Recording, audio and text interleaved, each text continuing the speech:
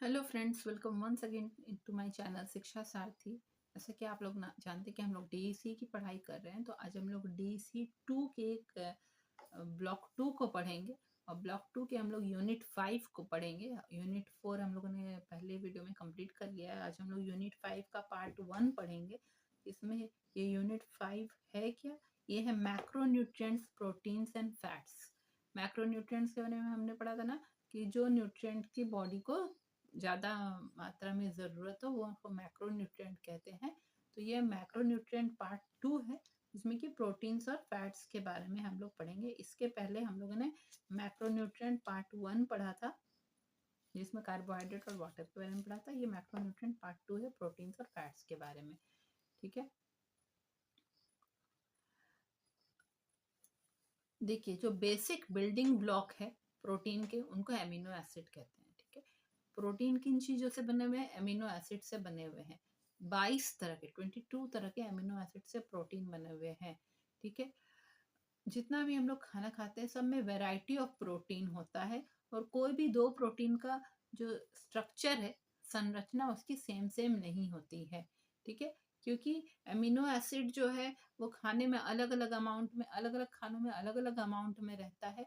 ठीक है, और अलग अलग तरह के सीक्वेंस में वो एक दूसरे से जुड़ जुड़ के नया नया स्ट्रक्चर बनाता है, और इस तरह अलग अलग तरह के प्रोटीन बनते हैं।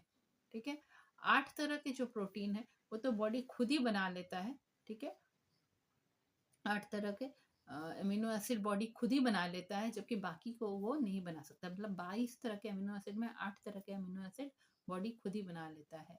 ठीक है, तो जो अमीनो एसिड जो कि बॉडी खुद ही बना लेता है, ठीक है, उसकी तो चलो वो तो बाहर से देने की जरूरत नहीं है, पर जो वो खुद नहीं बना पाता उसको बाहर से देना पड़ेगा।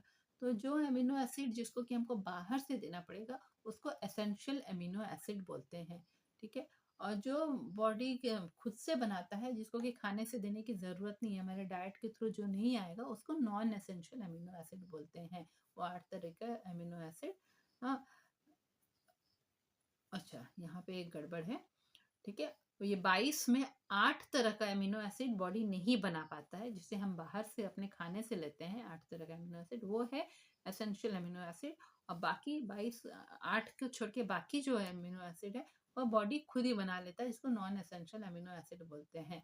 ठीक है, तो अब जो भी बॉडी में प्रोटीन अगर बनता है, तो वो प्रोटीन के लिए ज़रूरी है कि हम एसेंशियल और नॉन एसेंशियल अमीनो एसिड हमारे बॉडी को दोनों ही के बराबर ज़रूरत है। ठीक है, 8 तरह का एसेंशियल और बाकी नॉन एसेंशियल अमीनो एसिड। अब फूड का प्रोटीन का क्वालिटी किस पे डिपेंड करता है, कि उसमें एसेंशियल अमीनो एसिड कितनी मात्रा में प्रेजेंट है, कितने मात्रा में, कितने अमाउंट में प्रेजेंट है। ठीक है, एसेंशियल अमीनो एसिड उससे फूड का प्रोटीन का क्वालिटी पे डिपेंड करता है। ठीक है, प्रोटीन्स दोनों से मिलता है। एनिमल फूड हम लोग खाएंगे या प्लांट फूड खाएंगे, दोनों से ही हमको प्रोटीन मिलता है। ठीक है, जो एनिमल फूड से जो हम लोग को प्रोटीन मिल रहा है, मीट, एग, फिश वगैरह से, वो अच्छे क्वालिटी का होता है, क्योंकि उसमें सारे एसेंशियल अमीनो एसिड होते हैं और सही सही मात्रा में रहते हैं, सही सही अमाउंट में रहते हैं। ठीक है, और जो प्लांट से हमको प्रोटीन मिल रहा है उसमें एक या दो अमीनो एसिड नहीं रहते हैं। एसेंशियल अमीनो से 8 एसेंशियल अमीनो एसिड में से एक या दो उसमें नहीं रहते हैं। इससे प्लांट से जो प्रोटीन मिलता है वो थोड़ा सा कम क्वालिटी का होता है। ठीक है, जबकि जो हम लोग सीरियल्स खाते हैं, दाल, चावल, वीट, ये सब जो भी हम लोग खाते हैं, वो सब में अमीनो एसिड नहीं रहता है। ठीक है, चावल और वीट जो हम लोग खा रहे हैं उसमें लाइसिन अमीनो एसिड नहीं रहता है, जबकि दाल जो हम लोग खा रहे हैं उसमें मिथियोनिन अमीनो एसिड नहीं रहता है। ठीक है, यानी किसी में कुछ कुछ नहीं रहता है।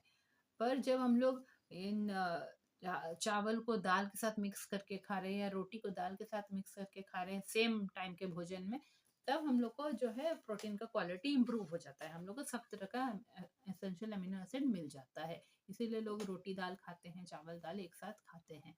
ठीक है, क्योंकि जो अमीनो एसिड एक चीज में नहीं है वो दूसरे से मिल जाता है। ठीक है, क्योंकि जो ये फसलें होती हैं, चावल दाल, चावल और वीट जो होता है, गेहूँ, गेहूँ जो होता है उसमें मेथियोनिन होता है, जबकि दाल में लाइसिन होता है, तो दोनों हमको मिल जाता है। ठीक है। तो प्रोटीन क्वालिटी जो प्लांट फूड से हम लोग मिल रहा है, शाकाहारी भोजन से जो हम लोग को प्रोटीन क्वालिटी मिल रहा है, उसको हम लोग इम्प्रूव कैसे कर सकते हैं? अगर हम लोग 2-3 तरह के खाने को कंबाइन कर देंगे, ठीक है? एक साथ अपने भोजन में, तब जाके वो प्रोटीन क्वालिटी इम्प्रूव होगा। हम लोग का जो ट्रेडिशनल इंडियन डाइट है, जो कि हम लोग का इंडियन भोजन है, जो शुरू सदियों से हम खाते आ रहे हैं, चाहे किसी भी रीजन में हम रहे, हम लोग देखेंगे कि हम लोग जो भी डिश बनाते हैं, वो सीरियल और पल्स का कॉम्बिनेशन होता है, फूड ग्रेन्स और दाल का कॉम्बिनेशन करके हम बनाते हैं। हाँ, जैसे कि डोसा हम लोग जो बनाते हैं, उसमें चावल और उड़द दाल रहता है, ठीक है। दाल रोटी हम लोग खाते हैं, इसी तरह चावल दाल खाते हैं, ठीक है। या फिर हम लोग जो है दलिया खाते हैं, जिसमें कि मिल्क होता है, टूटे हुए व्हीट के पार्टिकल्स होते हैं। या फिर हम लोग चावल के साथ मीट खाएंगे अगर, तो उसमें भी दोनों तरह का एमिनो एसिड हम लोग को मिल रहा है, तरह तरह का एमिनो एसिड का कॉम्बिनेशन हो रहा है। या चावल मछली खा रहे हो, उसमें भी अमीनो एसिड का कॉम्बिनेशन हो रहा है। तो इस तरह हम लोग खाने के प्रोटीन का क्वालिटी को बेहतर कर सकते हैं। एक सही जुडिशियस कॉम्बिनेशन, न्यायपूर्ण तरीके से आप कंबाइन करेंगे खानों को, जो तो सोच के नहीं, सोच समझ के सही तरीके से खानों को अगर कंबाइन करेंगे, एनिमल से जो खाना मिल रहा है या प्लांट से जो खाना मिल रहा है, सबको अच्छी तरीके से, सही तरीके से, कम तेल में बना के अगर आप कंबाइन करके खाएंगे, तो आपको अच्छा प्रोटीन आप खा पाएंगे, अच्छे क्वालिटी का प्रोटीन आप खा पाएंगे, ठीक है। एनिमल प्रोटीन कम कम अमाउंट में खाने से भी बॉडी को अच्छे से मिल जाता है, जबकि वेजिटेबल प्रोटीन जो होता है, प्लांट से जो मिल रहा है शाकाहारी प्रोटीन, हाँ, वो उसके साथ अगर हम लोग थोड़ा थोड़ा अमाउंट में एनिमल प्रोटीन मिला के खाएंगे, तो हमारा भोजन का क्वालिटी पूरा ठीक हो जाता है, ठीक है। अब फूड सोर्सेस क्या है, खाने के वो सोर्सेस कहाँ हैं जहाँ की प्रोटीन बहुत रिच अमाउंट में रहता है। अब वो फूड सोर्सेस क्या है? तो वो बहुत बड़ा लिस्ट है। उसमें मिल्क है ना? मिल्क है, दूध है, मिल्क का प्रोडक्ट्स है, दही, खोआ, पनीर। हाँ, फ्लैश मांसाहारी भोजन भी है, जैसे कि मीट है, मछली है, पोल्ट्री मतलब कि मुर्गियां हैं, मुर्गी, बतख, जो भी है, अंडे हैं, फिर नट्स है, बादाम वगैरह, बादाम, काजू है, ऑयल सीड्स है, वो तेल वाले जो तिलहन के बीज होते हैं, जैसे कि बादाम के, आलमंड के, काजू के, हाँ, अखरोट के, इन सबको भी खाना फायदेमंद है। साथ ही साथ दाल, हाँ, इन सब में प्रोटीन रहता है। बंगाल ग्राम, ये जो देसी चने होते हैं, काले चने हैं, कि अ, आपका उड़द, मसूर, ये सब हो, या फिर हरे मूंग हो, या राजमा हो, सोयाबीन हो, ठीक है। ये सब में प्रोटीन होता है। अगर दालों में देखें तो सोयाबीन में सबसे ज्यादा प्रोटीन होता है, ठीक है। अब है, देखेंगे हम लोग कि अगर हम लोग एनिमल प्रोटीन खा रहे हैं, जो कि एनिमल से मिल रहा है, तो वो थोड़ा हम लोग को महंगा पड़ता है, कॉस्टली पड़ता है। जैसे मीट, फिश, पोल्ट्री, यानी बतख, मुर्गी, जो भी है, तो वो सब हम लोग को थोड़ा कॉस्टली पड़ता है, ठीक है। तो जो एनिमल फूड जो बाकी सस्ता पड़ता है, हाँ, वो क्या है? वो सिर्फ अंडे हैं जो सस्ता पड़ता है। हाँ, किस कैसे हम लोग तुलना कर रहे हैं कि प्लांट से जो हमको मिलता है प्रोटीन, वो थोड़ा सस्ता होता है, जबकि एनिमल का प्रोटीन मांसाहारी भोजन महंगा होता है। तो उसमें से सबसे सस्ता क्या है? तो जो मिल्क और दूध जो हम लोग को एनिमल से मिल रहा है, वही सबसे सस्ता होता है प्रोटीन का सोर्स, ठीक है। तो एनिमल ओरिजिन से जो प्रोटीन मिलता है, वो तो अच्छे क्वालिटी का होता है, पर है कि वो हम लोग को महंगा पड़ता है, इसलिए हम लोग को वो थोड़े थोड़े अमाउंट में हमको अपने खाने के साथ मिक्स करके खाना चाहिए, ठीक है। उनमें से दूध एक ऐसा ही एनिमल फूड है जो कि शाकाहारी लोग भी खाते हैं और मांसाहारी लोग भी खाते हैं। उसका दूध में प्रोटीन अच्छे क्वालिटी का होता है, इसलिए थोड़ा थोड़ा अमाउंट ऑफ मिल्क भी हम लोग अपने खाने में मिलाएंगे। हाँ, जैसे दाल रोटी के साथ हम थोड़ा सा मिल्क भी अगर पियेंगे, तो हमारे प्रोटीन क्वालिटी को बढ़ाता है, ठीक है। तो हम लोग को थोड़ा थोड़ा अमाउंट ऑफ मिल्क अपने डाइट में इंक्लूड करना ही चाहिए, ठीक है। नॉन वेजिटेरियन लोग जो हैं, जो मांसाहारी लोग हैं, जो कि इतना खर्च नहीं कर सकते कि मीट, फिश, चिकन ये सब खाएंगे, तो वो लोग एग्स खा सकते हैं, जो कि सस्ता भी है और न्यूट्रिशियस भी है, पोषक तत्व भी उसमें है बहुत। हाँ, मीट, फिश, चिकन में जितना पोषण मिलेगा, उतना एग से भी, अंडे से भी मिलेगा, ठीक है।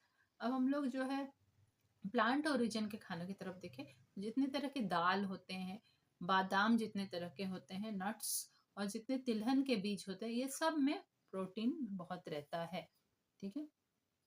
पर ये सब फूड भी काफ़ी महँगे होते हैं। दाल तो आज के समय में बहुत महँगा है, जबकि वो प्रोटीन का एक बहुत इम्पोर्टेंट सोर्स है इंडियन खाने में, ठीक है? तो हम लोग जो है अपना जो सीरियल प्रोटीन मिल रहा है, मतलब कि हम लोग को फसलों से जो मिल रहा है, मक्का, चावल और व्हीट से गेहूँ से हमको जो प्रोटीन मिल रहा है, उसके साथ हम लोग थोड़ा-थोड़ा अमाउंट में अगर पल्सेस को मिलाएँगे, तो हमारा प्रोटीन का क्वालिटी ठीक होगा। और अगर मिल्क हम लोग अफ़ोर्ड कर सकते हैं, थोड़ा-थोड़ा अमाउंट में मिल्क भी लेना चाहिए, तो इम्प्रूव होगा क्वालिटी।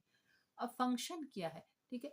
आप अपने बचपन के दिन याद करिए कि जब आप बच्चे थे, तो आपके पेरेंट्स, एल्डर लोग आपको क्या एनकरेज करते थे कि मिल्क पीने के लिए एनकरेज करते थे। वो बोलते थे कि तुम्हारे प्रॉपर ग्रोथ होगा, सही बॉडी ठीक तरीके से बढ़ेगा अगर आप तुम दूध पियोगे, ठीक है?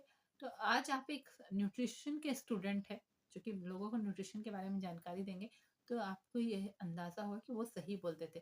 मिल्क एक अच्छा सोर्स है प्रोटीन का, और प्रोटीन काफ़ी मदद करता है बॉडी का सही ग्रोथ होने में, बॉडी को बिल्ड करने में, बॉडी का सेल्स, टिश्यूज़ बनने में प्रोटीन मदद करता है, ठीक है? तो अब हम लोग पढ़ेंगे कि प्रोटीन का जो बॉडी बिल्डिंग फंक्शन और दूसरा फंक्शन क्या है। तो पहला फंक्शन है प्रोटीन का कि बॉडी बिल्डिंग है, ठीक है? प्रोटीन अमीनो एसिड हमारे बॉडी को देता है, जिससे कि नए बॉडी टिश्यूज बनते हैं। शरीर की कोशिकाएं जो होती हैं, सेल्स का ग्रुप जो होता है, वो बनता है प्रोटीन के अमीनो एसिड के थ्रू। और जो हमारी बॉडी की टिश्यूज खराब हो गए हैं, डैमेज हो गए हैं, उनको भी रिपेयर करता है। उनकी जगह नए टिश्यूज कौन बनाता है? तो प्रोटीन का अमीनो एसिड ही बनाता है।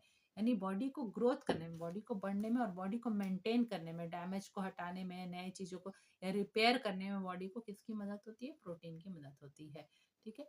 तो क्या है कि ह्यूमन बींग्स जन्म से लेके बड़े होने तक कॉन्स्टेंटली ग्रो हो रहा है ना, हाइट में बढ़ रहा है, शरीर में बढ़ रहा है, मसल्स बढ़ रहे हैं, कॉन्स्टेंटली ग्रो हो रहा है। तो हमेशा उनको खाने में प्रोटीन रेगुलरली उनको मिलना चाहिए, ठीक है?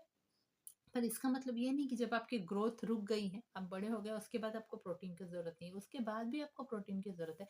क्यों? क्योंकि आपके बड़े होने के बाद आपकी जो टिश्यूज हैं वो अभी डैमेज हो रहे हैं, उसको नए नए टिश्यूज की जरूरत है, बॉडी को रिपेयर हो रहा है बॉडी, तो उस समय भी प्रोटीन की आपको जरूरत है। यानी हमेशा आपको प्रोटीन की जरूरत रहेगी थ्रू आउट योर लाइफ, अपने बॉडी के ग्रोथ के लिए भी और मेंटेनेंस के लिए भी, ठीक है?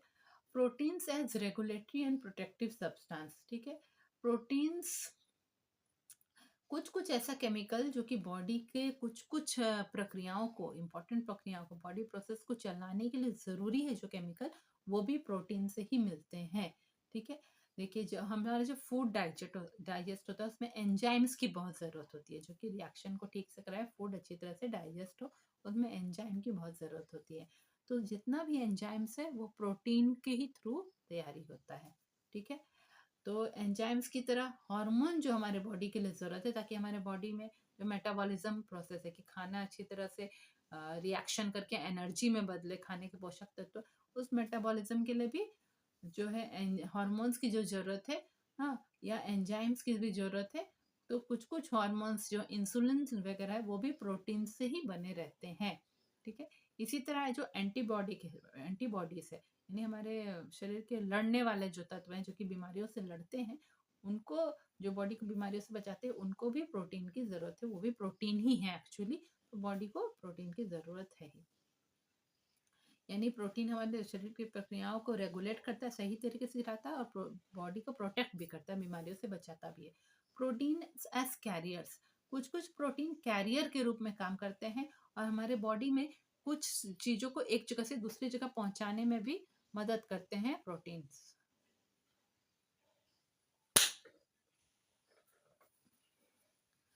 प्रोटीन्स एक चीज, कुछ कुछ सब्सटेंसेस को हमारी बॉडी में एक जगह से दूसरी जगह पहुंचाने में भी मदद करते हैं।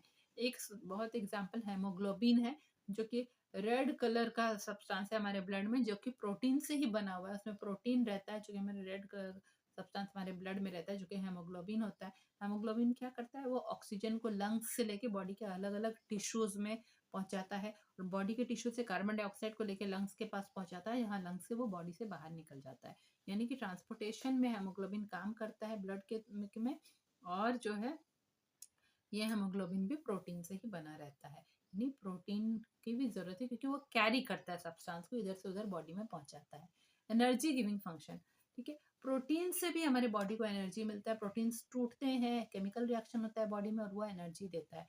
हर 1 ग्राम प्रोटीन हम लोग खाएँगे उससे 4 किलो कैलोरी हमारे बॉडी को एनर्जी मिलता है, ठीक है? फिर भी ये एनर्जी देना प्रोटीन का मेन फंक्शन नहीं है, क्योंकि वो तो हमको कार्बोहाइड्रेट से भी मिल रहा है एनर्जी, ठीक है?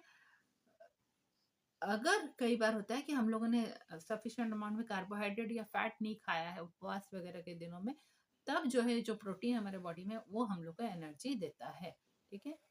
हम लोग को काफ़ी एनर्जी देता है। तो आज ये DC2 के वीडियो में हम लोग जो मैक्रोन्यूट्रिएंट पढ़ रहे हैं प्रोटीन एंड फैट्स, तो प्रोटीन का पार्ट हम लोगों ने कंप्लीट कर लिया है। नेक्स्ट वीडियो में हम लोग इसके फैट्स के बारे में पढ़ेंगे, तो हमारा ये यूनिट 5 कंप्लीट हो जाएगा। चलिए मिलते हैं नेक्स्ट वीडियो में। Thank you.